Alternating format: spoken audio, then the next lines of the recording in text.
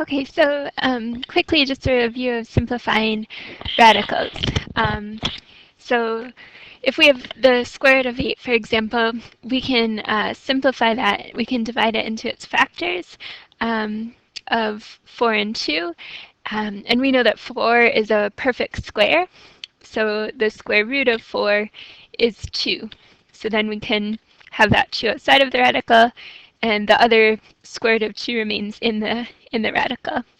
Same with the square root of 20. We know that that is 5 times 4.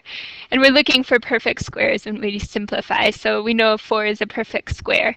The square root of 4 is 2, and we just leave the 5 within the radical. Another way to do this, so there are the rest of those examples.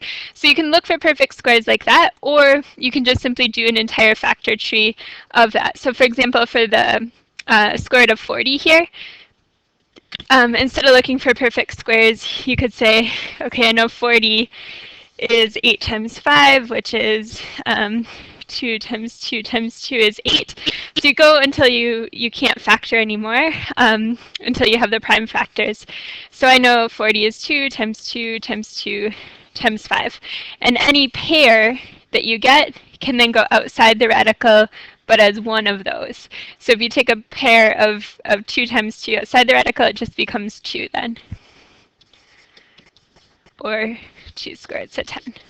Okay, so either way you can look for perfect squares when you factor it, or you can look for, you can factor it completely and then look for pairs and take them outside of the radical.